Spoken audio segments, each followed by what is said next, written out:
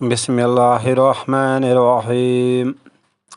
आखिरत का सफ़र दुनिया से ही शुरू होता है और अल्लाह ताला से ताल्लुक़ इंसानों के ज़रिए बनता है।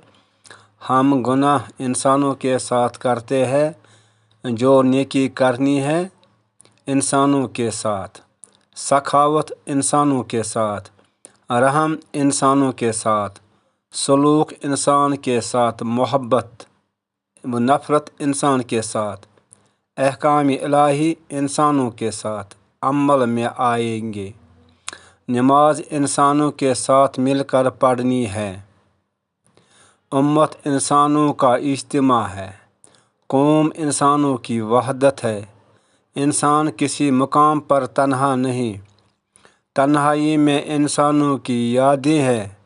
महफिल में इंसानों के चेहरे, बाज़ारों में इंसानों की भीड़, ज़िक्र व फ़िक्र की मजालिस इंसानों के साथ, हत्ता के जनाजा भी इंसानों के हमराह, नमाज जनाजा भी इंसानों का ग्रोह।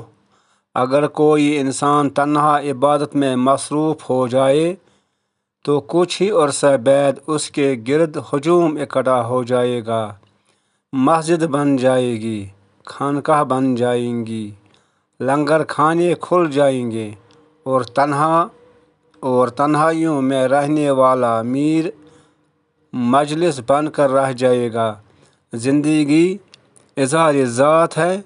अब गौर तलब बात यह है कि हमारा आमल नामा क्या है।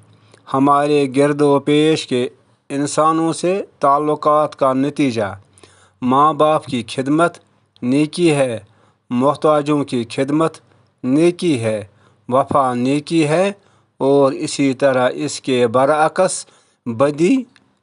नींद में इंसान तन्हा होता है, वहाँ भी था ख्वाब में ख्याल को तुझसे मामला।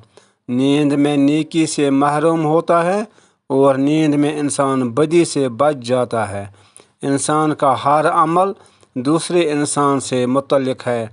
ज़ाती अमल सिर्फ़ एक है और वह एक सजदा है। सारी नमाज में हम लोगों का ज़िक्र करते हैं, इसीलिए महवियत नहीं हासिल होती।